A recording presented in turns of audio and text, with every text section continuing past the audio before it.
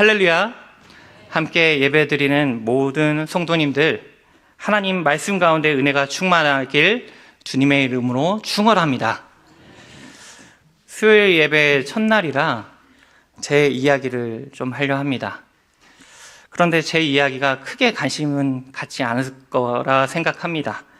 그래서 하나님의 은혜로 변화된 제 이야기를 할까 합니다. 저는 6남매 중에 5째입니다. 식구가 많죠? 막내도 아니고 마지도 아닙니다. 장남도 아니고 차남입니다. 여러모로 애매한 위치에 서 있습니다. 그럼에도 여기저기 눈치를 보는 것이 아니라 제 마음대로 살았습니다. 그래서 저희 식구들은 저를 이렇게 불렀습니다. 특이한 애, 독특한 애이라고 불렀어요. 근데 제가 봐도 특이했습니다. 정말 특이하고 독특했습니다. 특이했던 어린 시절에 대해 몇 가지만 좀 이야기하자면요. 저는 초등학교 때 축구를 너무나 좋아했어요. 특히 초등학교 6학년 때가 절정이었어요. 제가 초등학교 때는 교회를 제가 안 다녔어요. 그래서 주일 새벽 5시가 되면 제가 일어납니다. 뭘 하냐면 저희 집 전화번호로 전화를 하는데, 이때 당시 어렸을 때만 해도 핸드폰이 없었어요.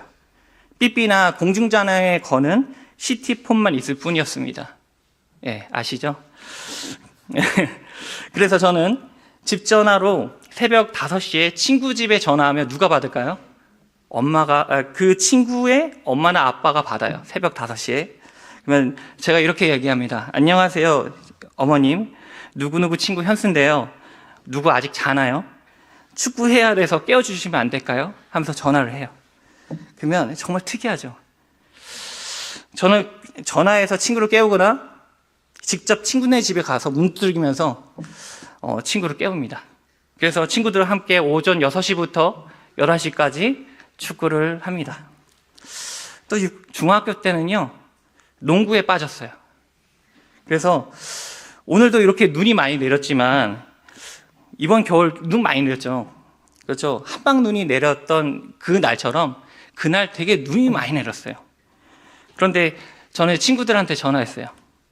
이렇게 한방 눈 내리는데 농구하기 좋은 날씨다, 그치? 농구하러 가자, 운동장으로 와, 이렇게 얘기합니다. 그럼 다른 친구들 같으면 안 오는데 그 친구들도 좀 특이했던 것 같아요. 좋다고 운동장에 왔어요. 그래서 저에게 연락받은 친구들이 함께 모여서 농구를 하는데요, 우리들은 농구공을 튀기면 당연히 농구공이 튀기지 않죠. 그러면은 막 웃으면서 튀기지 않다고 웃으면서 농구를 하면서 슛 몇 번 하고 춥다고 다른 데로 놀러 갔습니다. 이것보다 더 특이한 경우가 있었는데요. 제가 중학교 2학년 때 본격적으로 PC방이 생겼어요. 그때는 10시 밤 10시에 청소년 출입 금지도 없었어요. 그래서 아이들이 저한테 PC방에 밤샘하자고 유혹을 했습니다. 저는 어머니께 허락을 받으려고 했지만 저희 어머니는 절대로 반대하셨습니다. 저희 어머니께서는 밤늦게 놀아도 되는데 밤은 집에서 자라고 얘기했습니다. 그래서 저는 친구들과 PC방 밤샘을 하고 싶어가지고 집에서 탈출 계획을 세웠습니다. 근데 정문으로 가자니 문이 소리가 나서 들킬 것 같아서 창문 넘어서 이렇게 봤어요. 저희 집은 2층이었는데 굉장히 높은 2층이었어요. 창문을 이렇게 봤더니 도시가스가 이렇게 연결되는 배관이 보이는 거예요. 저걸 타고 내려가면 되겠다 싶어서 PC방을 가고 싶어가지고 배관을 타고 내려와서 밤샘을 즐겼습니다.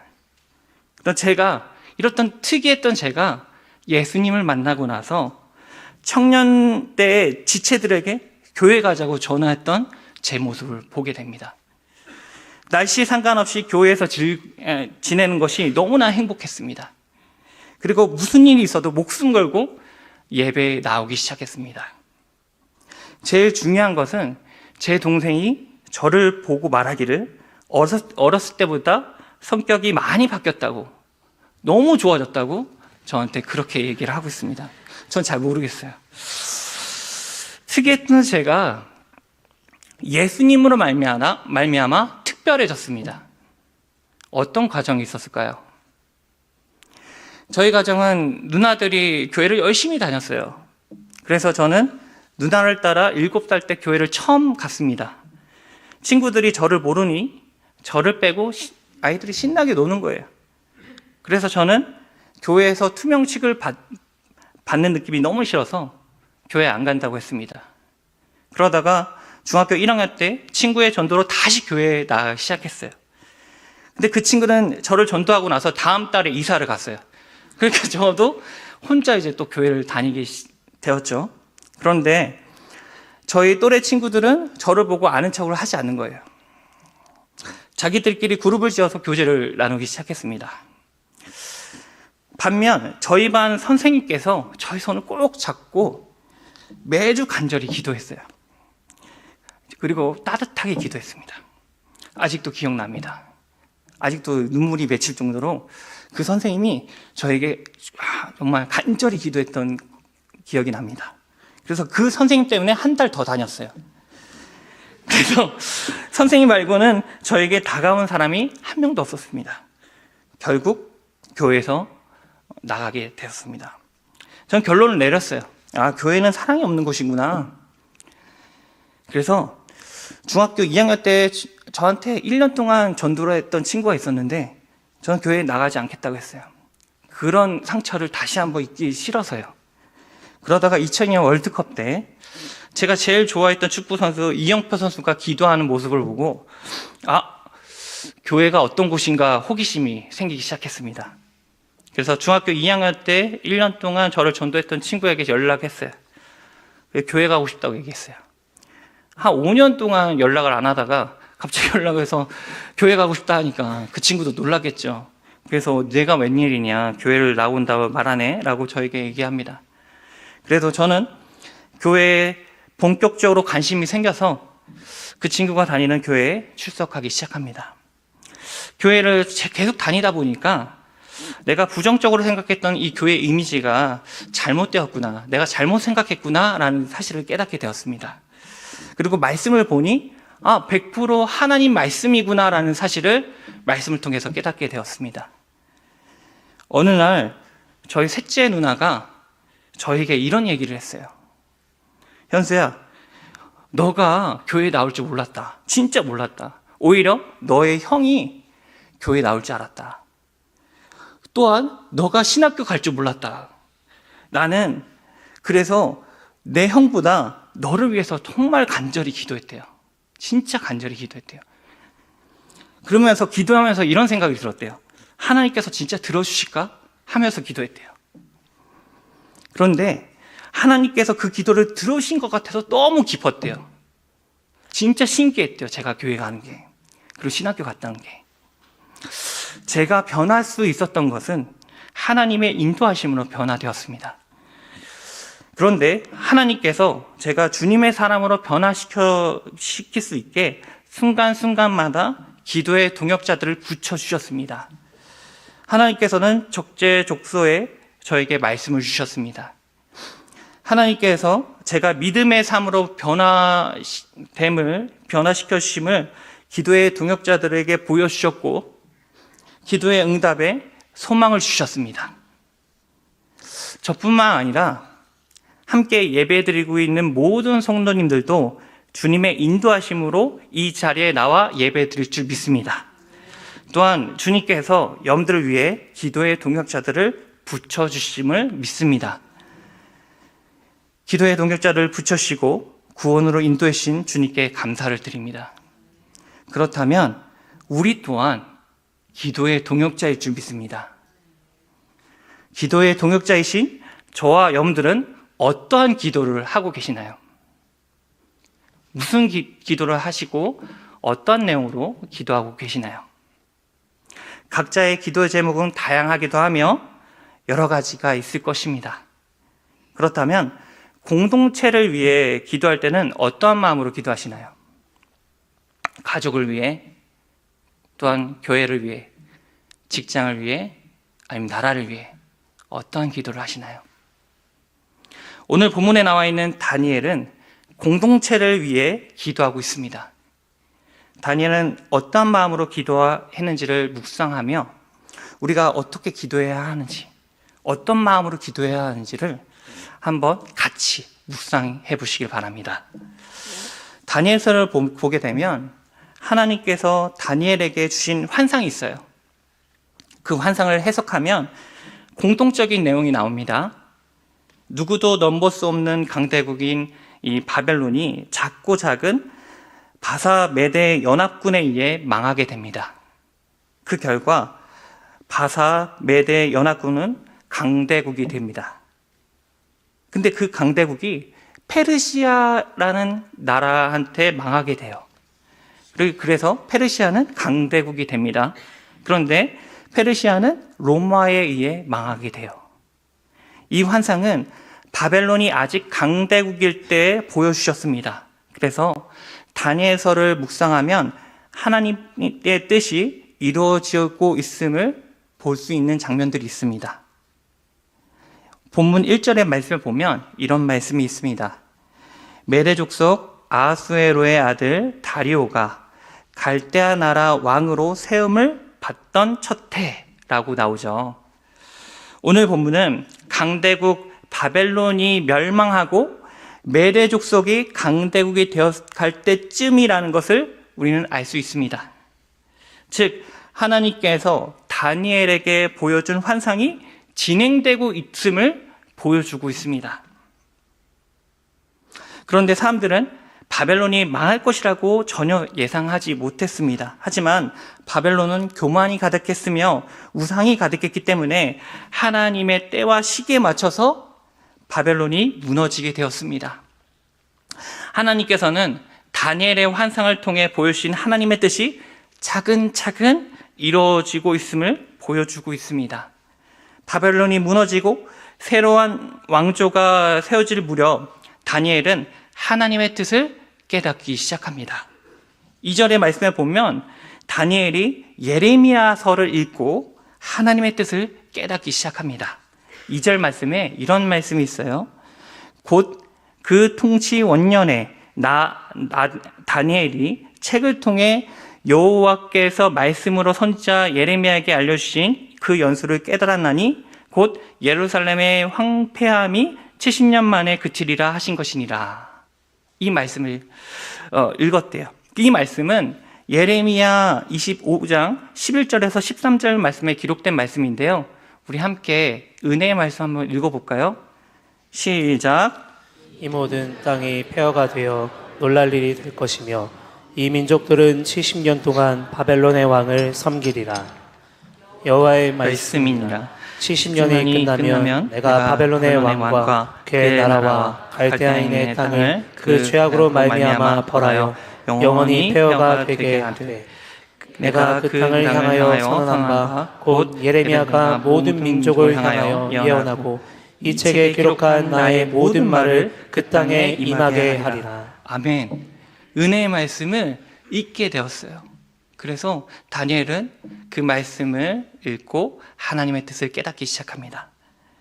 하나님께서 예레미야에게 전한 예언은 이스라엘이 망해서 바벨론에게 70년 동안 지배를 당한 이야기입니다. 그런데 이스라엘이 바벨론에게 멸망 후 70년 뒤에 바벨론이 멸망할 것이며 이스라엘이 예루살렘으로 포로 귀환한다는 하나님의 희망적인 메시지를 다니엘이 듣고 기뻐했을 것 같아요. 바벨론도 멸망했고 하나님의 말씀이신 70년이 얼마 남지 않았기 때문에 다니엘은 기뻤을 것입니다. 제가 다니엘이어도 너무나 기뻤을 거예요. 우리나라가 다시 한번 예루살렘에 복귀할 수 있을 거야 하면서 말이죠. 그런데 다니엘은 기도했어요. 하나님께 기도했습니다.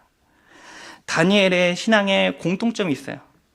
다니엘이 무슨 일이 있다 할지라도 제일 먼저 하는 일은 기도하는 일이었다는 거예요. 다니엘서 2장 17절에서 18절 말씀에 보면 이런 말씀이 있습니다. 이에 다니엘이 자기 집으로 돌아가서 그 친구 하나냐와 미사엘과 아사랴에게 그 일을 알리고 하늘에 계신 하나님이 이 은밀한 일에 대하여 불쌍히 여기사 다니엘과 친구들이 바벨론의 다른 지혜자들과 함께 죽임을 당하지 않게 하기를 그들로 하여금 구하게 합니다. 다니엘은 자신에게 위기가 닥쳤을 때 자신의 힘으로 하는 것이 아니라 다니엘의 친구들과 함께 그 위기들을 이야기하고 하나님께 기도했다는 겁니다. 또한 다니엘 6장 10절 말씀을 보면 이런 말씀이 있습니다. 우리 같이 한번 읽어볼까요? 시작. 다니엘이 이 조서의 왕의 도장이 찍힌 것을 알고도 자기 집에 돌아가서는 윗방에 올라가 예루살렘으로 향한 창문을 열고 전에 하던 대로 하루 3번씩 무릎을 꿇고 기도하며 그의 하나님께 감사하였더라. 다니엘은요, 상황에 따라 반응하지 않았어요. 다니엘은 상황에 따라 동요되지 않았습니다. 다니엘은 상황에 따라 흔들리지 않았습니다. 다니엘은 하나님께 기도하면 사형인 것을 알았지만 원래 하던 대로 하루에 3번 규칙적으로 기도했습니다. 다니엘이 하루 3번 규칙적으로 기도했다는 것은 모든 삶을 전적으로 주님께 맡기며 주님께 아뢰며 기도했다는 것입니다. 그는 어떠한 위협에도 두려워하지 않았어요. 오늘 본문 4절 말씀에도 이렇게 기록되어 있습니다. 내 하나님 여호와께 기도하며 자복하여 이르기를 크시고 두려워할 주 하나님, 주를 사랑하고 주의 계명을 지키는 자를 위하여 언약을 지키시고 그에게 인자를 베푸시는 이여 하면서 기도를 시작합니다. 다니엘은 하나님께서 예레미야를 통해서 주신 희망의 메시지를 듣고 들뜨지 않았습니다. 다니엘은 원래 하던 대로 기도했어요. 하나님께 기도했습니다. 우리도 마찬가지입니다. 기쁠 때나 슬플 때나 언제나 하나님께 기도하길 원합니다. 또한 매일 시간을 정해놓고 기도하길 원합니다. 규칙적으로 주님께 기도하면 매일 시간을 정해놓고 주님께 기도하며 주님께 내어 맡기면 나의 감정이나 생각이 개입되기 전에 하나님께 기도하며 여쭈어볼 것입니다.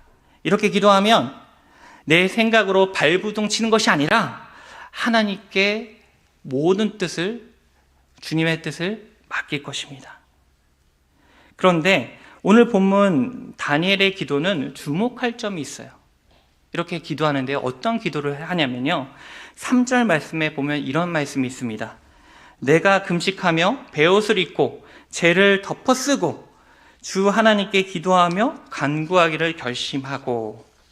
여기서 금식이란 문제의 시작과 끝을 주님께 맡기고자 하는 외적인 행동을 말합니다. 즉 아직 문제들이 해결되지 않았음을 이야기하고 있습니다. 베옷이란 슬픔의 옷을 이야기하고 있습니다. 죄는 제사를 드리고 마지막에 남는 죄를 말하는데요, 우리의 처참한 상태를 말하고 있습니다. 하나님께서 다니엘에게 예루살렘이 회복된다는 소망 가득한 메시지를 받습니다. 예레미야서를 보고 희망의 메시지를 받고 이제 곧 예루살렘으로 돌아간다는 그런 희망적인 메시지를 받습니다. 그런데 다니엘은 그 메시지를 들었음에도 점점 차근차근 이루어지는 것도 보았는데도 불구하고 하나님께 문제를 해결해 달라고 기도하고 있습니다.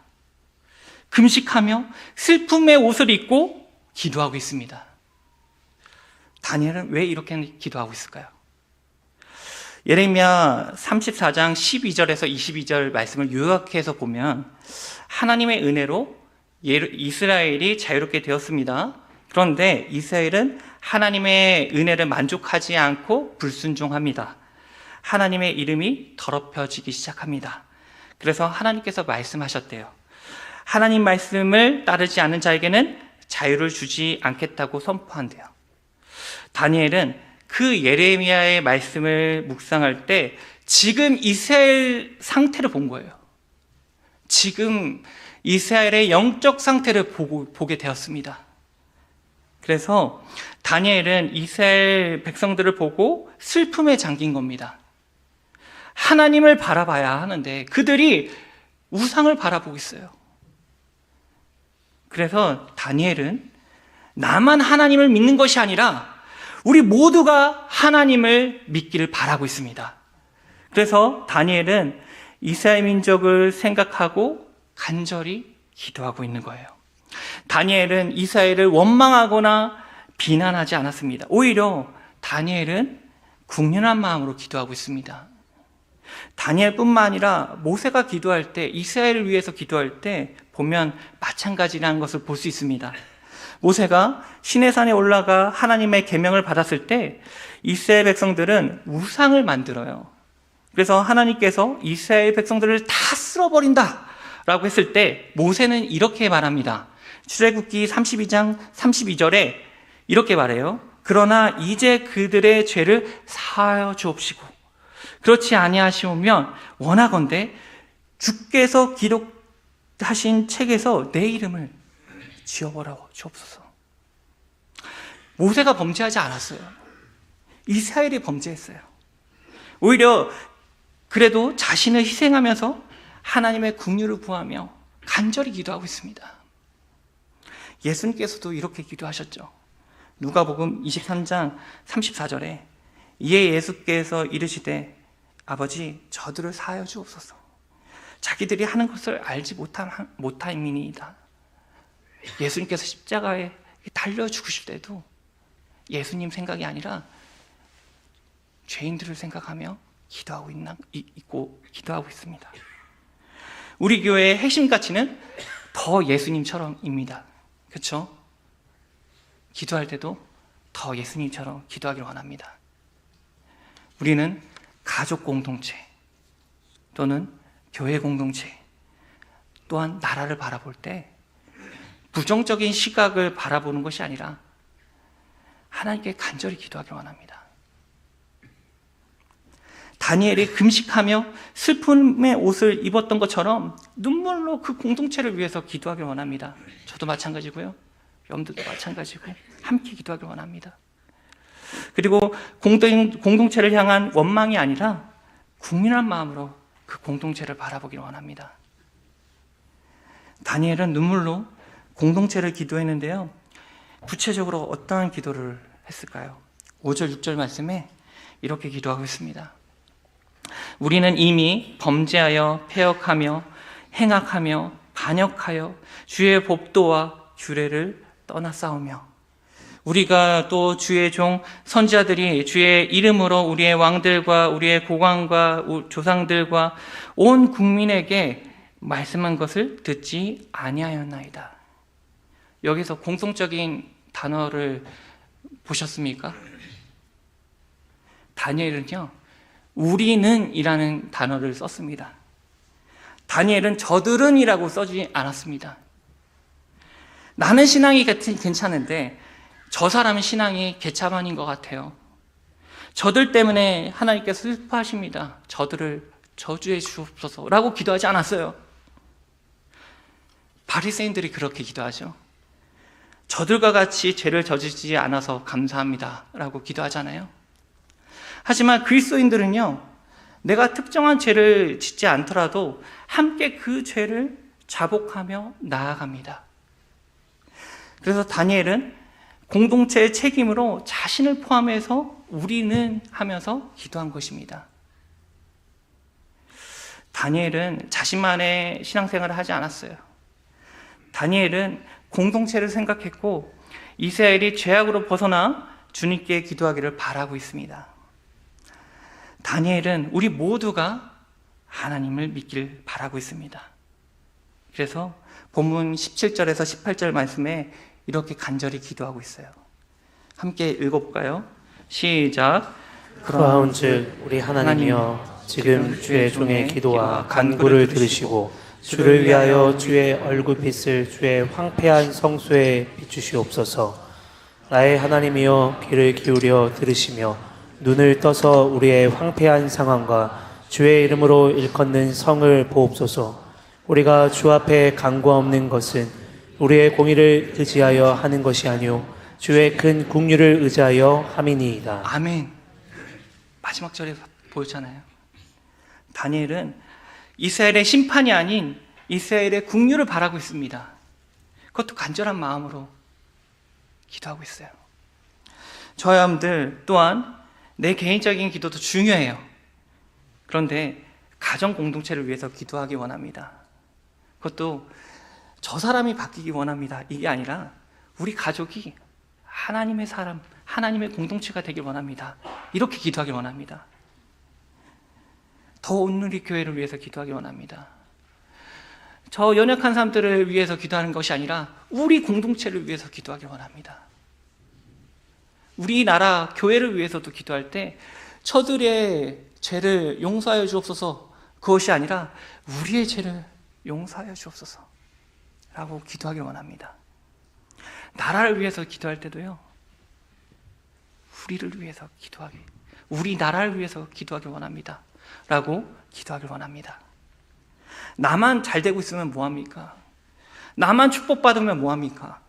나만 은혜 받으면 뭐합니까? 은혜 받은 사람들만 복된 소식을 들으면 뭐합니까? 우리만 구원받으면 뭐합니까? 세상에 매어 힘들어하는 사람들이 있는데, 주위에 사람들은 사망의 그늘에 앉아 있는데 나만 복받으면 무슨 소용이 있습니까? 하나님께서 저를, 염들을 먼저 보내신 이유는요, 그들을 위해서 기도하기 위해서 저희를 먼저 불러주셨어요. 어떤 특별한 능력이 있어서 저희를 불러주신 것이 아니라, 저희는요, 하나님께서 먼저 그 은혜를 깨닫고 그 은혜를 나눠주기 위해서 저희를 불러주셨어요. 그래서 우리가 속해 있는 모든 공동체를 위해서 기도하길 원합니다. 그리고 긍휼한 마음으로 기도하길 원합니다. 하나님 마음을 품게 해달라고, 우리 모두가 하나님 마음을 품게 해달라고 기도하길 원합니다. 다니엘이 예레미야의 말씀을 묵상하며 이스라엘 위해 기도한 것처럼 모든 성도님들이 오늘 말씀을 통해서 묵상하며 가정을 위해서, 교회를 위해서, 우리 나라를 위해서 우리 합심해서 기도하길 원합니다.